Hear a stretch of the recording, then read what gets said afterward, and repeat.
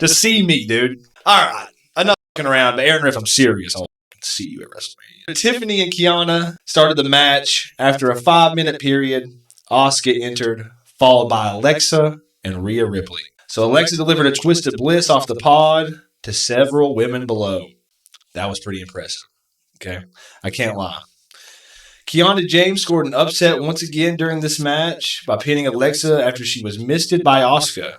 But her luck ran out when she was laid out by Raquel Rodriguez, who then followed up by hitting the Tiana Bomb on Asuka, who landed on James, then stacked them up to eliminate them both. Bro, I could not believe my eyes when they let Raquel Rodriguez stack up Asuka on top of Kiana James. Are you kidding me? But that's what a way to make her look strong, guys. And I know people are online, they're going to hate. They're going to be like, Oh my God, you can't believe they're burying Asuka. I can't believe you're burying Asuka. Who's the marks? Who's the marks? I can't believe you're burying Asuka. listen, the truth is, Raquel, she's big. She's bad. Guess what? She needs to be killing people if you're going to make anybody believable. And that's the thing, is sometimes in WWE, AEW, all these places, they don't want to pull the trigger fully. They're doing a great job of Megan Bain over at AEW right now. That's what they need to do for old Raquel Rodriguez. Let her start killing people, stacking people up. What an impressive way. I was impressed. So I actually thought that was Kevin Nash. She is Big Sexy. That's her name. I figured she would win just based on the sole fact that she stacked those people like that. You thought she was about to do something big with her. I thought too. But as of course, Rhea Ripley come in and just hit her out. Yeah. Hit squad her. I thought you could do something like, because they're in the Judgment Day together, you could do Liv Morgan, Raquel, and let them two. Maybe she joins Liv Morgan's match, and maybe that's a three-way, and then you could maybe save Charlotte and Jade or somebody for that. Whatever. That still works. I love it. I can't wait to see a Rhea Ripley, Jade Cargill match on paper. If you see these two women up against each other, don't know anything about them, you're like, this is a main event. But let's not spoil the thing. We're getting the horse in front of the cart in front of the horse, whatever that expression is. Because Rhea hit Raquel with a cannonball senton from the top rope, and Tiffany took advantage of this and pinned Raquel after hitting her with the prettiest moonsault ever, leaving her and Ripley as the final two participants. So the two went back and forth in the final moments. Rhea countered the moonsault by shoving Tiffany into the pod.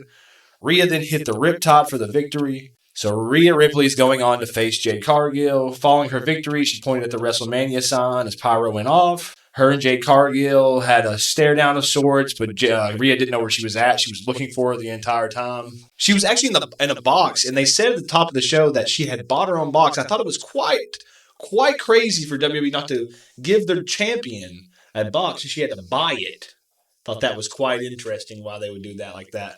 But maybe she's big money. Maybe that's the reason why. But I just thought it was funny that they mentioned she had to buy her own box. Weird. Now, did it show the box? I didn't see the box. No. So was it like a U-Haul box? Maybe she went down to like Kmart and got, or she's in the suite. Or okay. So you're talking about a sweet box. She's in the suite. See, you didn't specify. You see what I'm talking? It wasn't like a Kmart U-Haul box. Oh, okay. So you're telling me you didn't see the part where she was in the suite, huh? You're telling me you? No, it was at the top of the stairs. Are you trying to tell me that you weren't paying attention during a women's match? I can't tell you how free I feel now that I've started. Are you telling me you weren't fully locked in, Mason, during this women's Elimination Chamber match? Wow. I seen her get pointed at. She was at the top up there. So it's a shame that she had to buy her own Kmart, Walmart. I did think it's funny though, but like they specifically said that she had to buy her own box, so her own suite. So I keep saying box, and maybe that sounds weird out of context. So guys, don't. I thought you meant she was in like a roadie box, like what they carried on in concerts. They wheeled her out there to the top of the steps, hiding her. They kind of did that with Old Somebody Later. So they did wheel somebody out in a box. Weirdly enough, huh? Now talk about boxes. There's enough box talk on this episode already. Okay.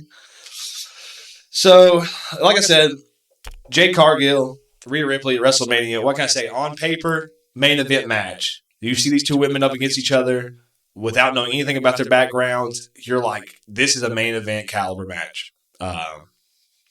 Rhea Ripley, great seller, by the way. Also, before I get off the topic, Tiffany Stratton in this match, by the way. MVP. And I must say, this new look, looking like a Bratz dog coming out here, dude. I like the look. and bumping her ass off, dude, killing herself in this match. 3 devastating bumps I saw in this match. I was like, dude, this girl has, you never think should bump like this. Bravo, Tiffany Stratton. Also, Rhea Ripley, certified bumper. So she, for real, will be going off at WrestleMania. She will be doing a lot of bumping, and I'm excited for that match. I got to say, if it's not going to be Bianca, I'm excited for Rhea. Yeah, so Tiffany Stratton's hair looked like it would hurt if it poked you. It did look like that. See, I'm telling you, it pokes you right in the eye, you're done. It's going to reach your brain and you're going to die. Well, tell me she doesn't look at Bratz doll, though. Yeah. Bailey said she looked at Bratz doll. Don't think I'm still invalid, but anyways, that match was 23 minutes and 45 seconds. AJ Lee versus Becky Lynch for the Women's Intercontinental Championship. So since returning to the WWE last fall, Lee has been feuding sporadically with Lynch. The two squared off in a mixed tag team match at WrestlePalooza, with Lee and CM Punk emerging victorious over Lynch and Seth Rollins. Lee also submitted Lynch at War Games 2 months later. Becky got the best of AJ in the early moments and mocked AJ's pose in the ropes. AJ was able to regroup and get Becky frustrated. After the two went back and forth with wrestling holds, Becky gained firm control. AJ was eventually able to fight back and take down Becky with a bulldog.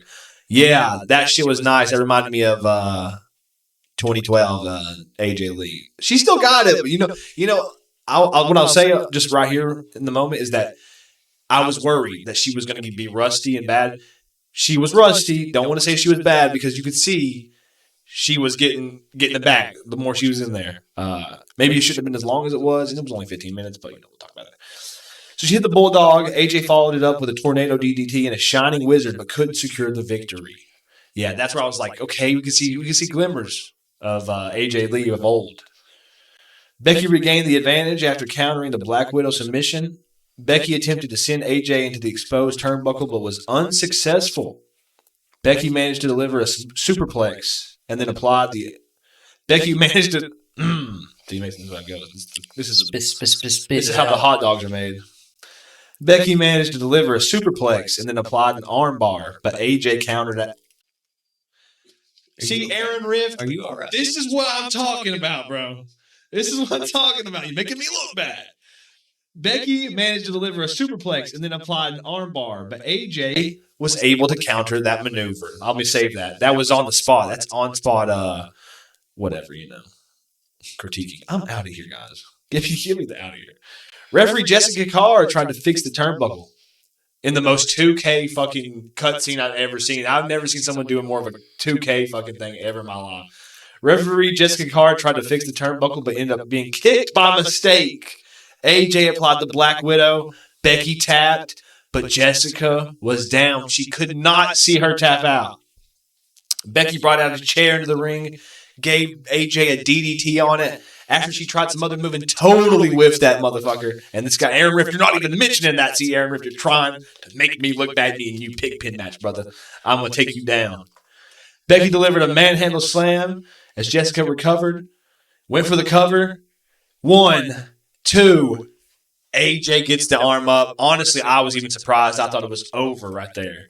Becky tried to send AJ into the turnbuckle, but Jessica stopped her. Becky charged AJ, but missed and hit the exposed turnbuckle. AJ then applied the Black Widow, which led to Becky tapping out, making AJ Lee the new Intercontinental Champion. This match was 15 minutes and 30 seconds.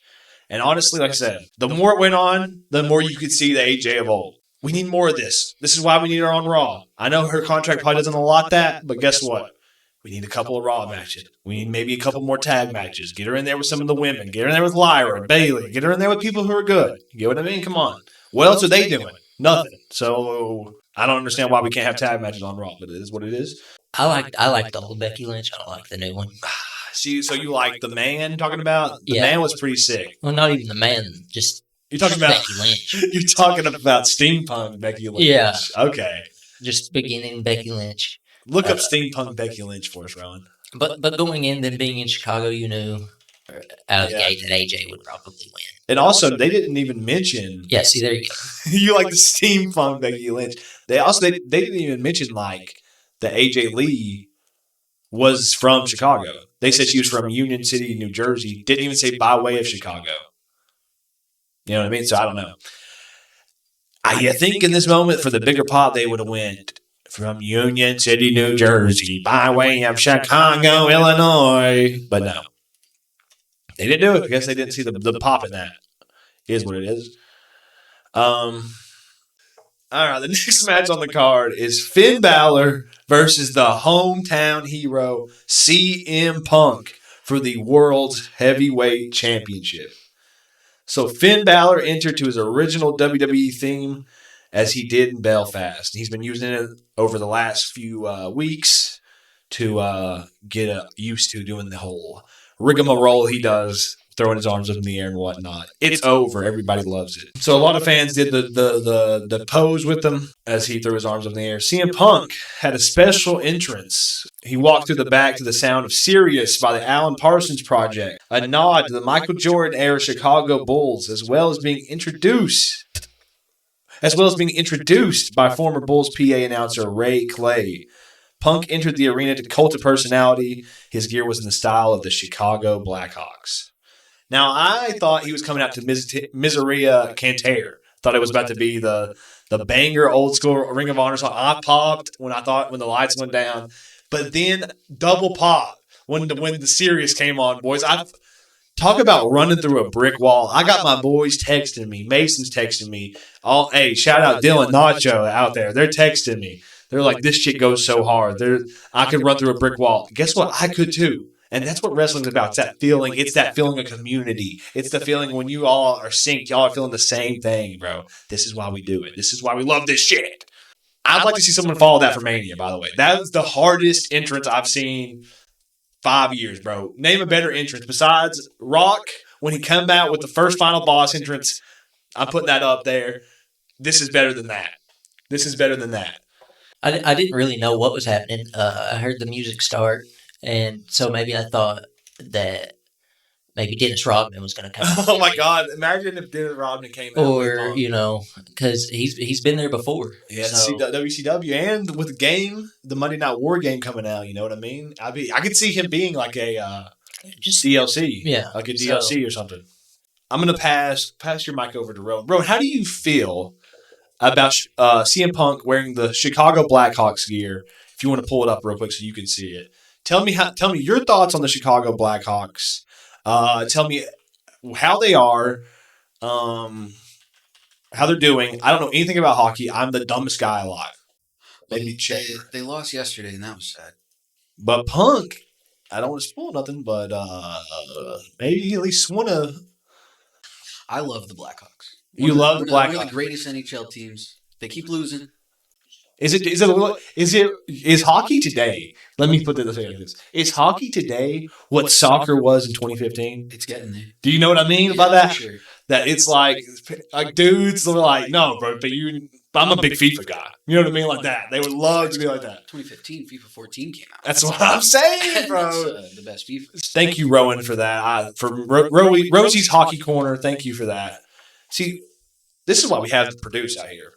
So the match started with two men going back and forth with technical wrestling. Balor was able to counter an early GTS attempt by Punk. Balor went for the coup de grace. The coup de grace or the coup de grace? Coup de grace. But Punk moved out of the way. That word was my ass. Punk, whose mouth was busted open, delivered the top rope elbow. That's not wrestling, dude. That's fucking gay. Delivered the top rope elbow, but couldn't follow up right away. Punk applied the Anaconda Vice, but Balor escaped. Balor delivered the coup de grace, but Punk was able to kick out of the pin attempt. So some hot and heavy action off the rip. Pause. Punk came back with a GTS, but Balor fell to the outside. That was a nice spot. Veteran move on Finn Balor's part. Punk went after Balor, but Balor regained the upper hand. Balor drop kicked Punk through the ringside barricade, got holy shit chance, and got him into the ring. Balor went up for another coup de grace, but Punk countered into a sharpshooter. That was some hard shit. Now, and the crowd loved that spot. This match, by far, was the hottest match of the night up to this point. After Balor escaped, Punk delivered another GTS and got the win. After the match, Balor wanted a handshake, but Punk hesitated. Punk eventually shook his hand. Balor left. Then AJ Lee, Punk's wife, returned to the ring to celebrate with her husband as the new Intercontinental Champion, and Punk retaining and being still the World's Heavyweight Champion. This match was 20 minutes, 23 seconds. And better than their match in Belfast, but this match should have been first. Unbelievable. Nobody in the world, like I said, same thing with Sami Zayn at the Royal Rumble. Nobody in the world fucking believed that Finn Balor was going to beat CM Punk here tonight. Nobody.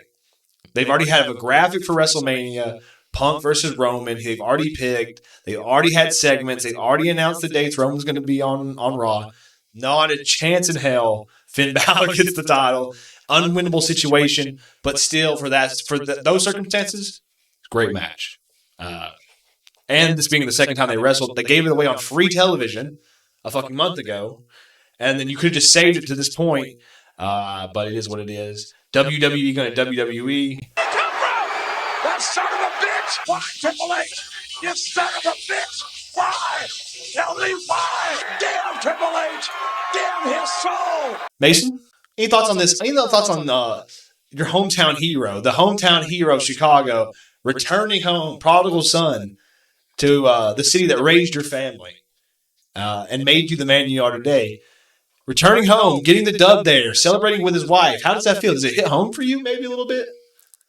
No.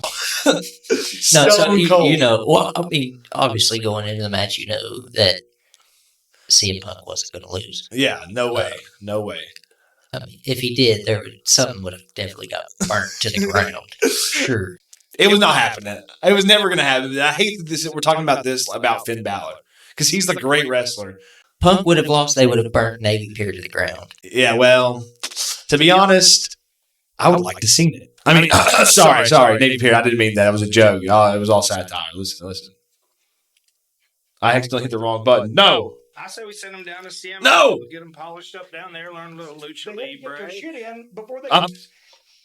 I'm sorry, guys. The next thing on this card, hot topic in the wrestling community on the wrestling Twitter, it is the crate. So a couple weeks ago, a mystery crate appeared on Raw saying do not open until 2/28/26, which was tonight. Adam Pearce sent it to SmackDown. Aldis didn't want it, sent it back to Raw. They did a little back and forth hot potato, and guess what? It was revealed here tonight because the mystery crate was wheeled onto the stage and was pried open by Nick Aldis and Adam Pearce with crowbars. As the door fell, it was revealed a coffin was inside, and about 8 women dancers ran out of the coffin, and they were followed out by none other than it is Danhausen making his debut after 2 years off of TV, coming from AEW. It was Danhausen. So Danhausen marched to ringside, danced his way to the ring, handed Michael Cole a jar filled with teeth he had pulled from people's heads, I'm guessing. The dancers surrounded Danhausen in the ring. He did his pose. The lights went out. People booed. Danhausen disappeared when the lights came back on. When they popped the crate open, I seen the coffin. I was like, I was just trying to think on maybe who Undertaker was going to come out and induct into the Hall of Fame. Oh my God, yeah, they did a thing with that. I could see him doing that, bro. So Danhausen's vampiric hose come out and start dancing, and very Scooby-Doo-esque. I didn't know what was going on. Maybe the Godfather was coming back as Papa Shango the pimp or something. That would be fun. Well, hey, that's not actually too far off. So Danhausen he goes down to the ring, and it was kind of a letdown. See, yeah, Mason's among the boat that believes this is a letdown, and I agree because everybody's wrestling fans. We all do it. Plenty of times in life, we get our hopes up that something's going to happen, right? Something huge. And it's going to be something that shakes the core. And you know what really spoiled us was that WrestleMania 40. It gave us everything we ever wanted. And now we think everything almost has to be like that. And I'm guilty of it as much as anybody else. This right here, though, where he comes out of the coffin, it's like campy. It's gives me like cartoon vibes, and this guy's perfect in a world where everything has to be so serious and like sports based, and like we're on ESPN and all of this. You're never going to see anything like this ever, besides this guy. And I know he's a comedy act. He's not going to be the world champion. No one's saying that. You know what I mean? He's not going to be a champion maybe at all. He could be United States, Intercontinental, you know what I mean? One of these maybe for a little bit and then get beat up. He's going to be a mascot. Yeah, you know what I mean? There he is being followed to the ring by the Hex Girl vampiric hose. It's for real. It is the Hex Girls. That's what I'm saying. That's what it was. The Hex Girls for sure. So that, you know, they get in there, they do their thing, and then he just disappears. And they boo this dude out of the building. Why? I don't get it. Like, I'm glad he's in the WWE. I'm glad he's being used because he could be doing so much more. He's his character's based on the '90s Batman the Animated Series Joker. That's what he bases it on. And I know everybody kind of groans when you hear another character's based on the fucking Joker. In 3 or 4 years tops, I'm saying one of these vampiric hoes is going to be the women's world heavyweight champion. And they'll be like, yeah, she was actually she was a vampiric hoe for Dan House. I mean, well, not a bad spot though. I love the entrance. Hate it if you want. I get it. I understand why. It's not for everybody. Well, on to the next one, guys. The main event of the evening. With all the chips on the table, it is the men's elimination chamber match. Javon Evans versus LA Knight versus Randy Orton versus Logan Paul with Paul Heyman and Austin Theory, the only two people of the division left, versus Cody Rhodes versus Trick Williams. So this match is to see who is going to WrestleMania to face Drew McIntyre for the WWE Championship. Cody Rhodes and Javon Evans started. As Big E noted earlier, Evans was not born when the first Elimination Chamber match happened in 2002. He is 2 years younger. He is 2 years younger than the structure itself. Trick Williams entered third and went after his NXT rival, Javon Evans. Evans went for the OG cutter, but Williams was able to block it. Williams delivered a double bookend to Cody and Javon. Logan Paul was attacked by all three men as he entered the match, and he ended up being thrown through a pod. Wow, Aaron Rift, descriptive. LA Knight entered next and went right after Logan Paul. Logan Paul, obviously a member of the Vision who took LA Knight out of action last year. Logan climbed up a pod, but LA Knight and Javon Evans went after him, threw him off onto Cody and Trick Williams. LA Knight gave Williams a BFT on top of the pod, and they laid there and sold it. Orton was the final person to enter the match. After Orton cleaned house, Evans came off the top of the pod with a frog splash onto Trick Williams. Logan immediately hit Evans with the pulverizer and scored the first elimination. LA Knight connected with a BFT on Williams, but then Logan hit a low blow, pinned LA Knight with a roll-up. And I looked at Bailey and I said, say you swear to God that LA Knight and Javon Evans got eliminated by Logan fucking Paul.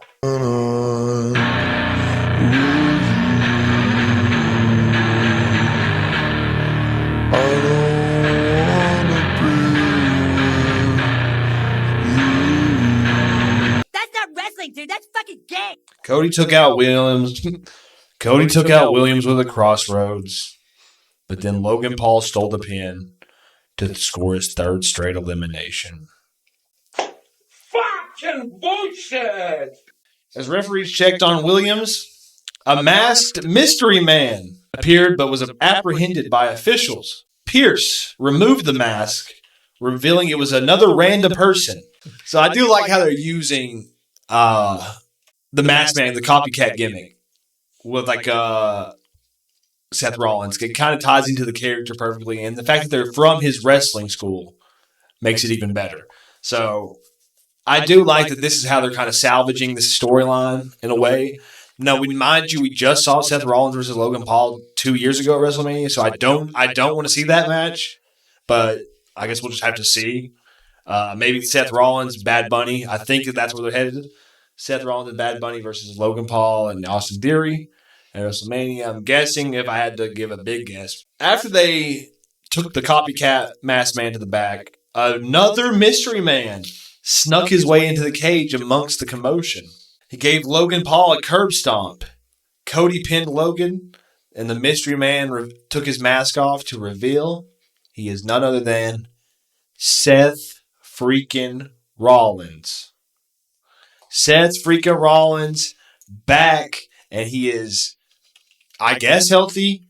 He didn't really move his arms too much. He had a shoulder injury, so I don't know. I'm guessing he's okay. No, I thought it was going to be Kane. Honestly, Yeah. No, I figured it was Seth Rollins. So props to WWE. Sometimes they don't get everything wrong. You know what I mean? So Rhodes and Orton were the final two. The door was still open for some reason, so Drew McIntyre hit Rhodes from behind with his WWE title. Rhodes recovered seconds later, fought back, but McIntyre dropped him with a headbutt. As McIntyre hammered away at Cody Rhodes, Orton turned him around, hit McIntyre with an RKO. Rhodes grabbed, and McIntyre popped up, by the way, no-sold the RKO. Rhodes grabbed McIntyre as Orton encouraged him to hit a crossroads. Rhodes hit the crossroads on McIntyre, but as he came up, Orton immediately nailed Rhodes with an RKO, covered him. 1, 2, 3. Randy Orton is the number one contender for the WWE Championship and will face Drew McIntyre at WrestleMania 42. This match is 24 minutes, 55 seconds. Now, mind you, right after this went off the air, it was noted on the post-show of the Elimination Chamber that Nick Aldis and Drew McIntyre, they went face-to-face, had a war of words, and had to be separated. Nick Aldis goes to the panel, and he says to the world and the panel there and the people in the audience that if Drew McIntyre wants to be so adamant about not letting Cody Rhodes get a world title match at WrestleMania and do all this and enough to get in the cage and interfere, Drew McIntyre will defend his world championship, his WWE championship, on Friday Night SmackDown this Friday against Cody Rhodes. So, ideally, maybe something happens there, Jacob Fatu, something gets something that leads to it being a 5-way, 4-way, whatever. Or the obvious, fuck it, LOL, Cody wins. You know what I mean? That's pretty much how WWE is, and that's how pretty much how Triple H is. So, you know, we'll just have to see. I'm sure we'll have to talk here soon about this. I'm sure this is Saturday night's main event. Rowan, would you give me, is there a Saturday night's main event in between now and Mania? I don't guess they've announced one yet. I thought there was going to be one in between here and WrestleMania, but I guess not. So we've got a lot of hurrahs and SmackDowns in between now and then.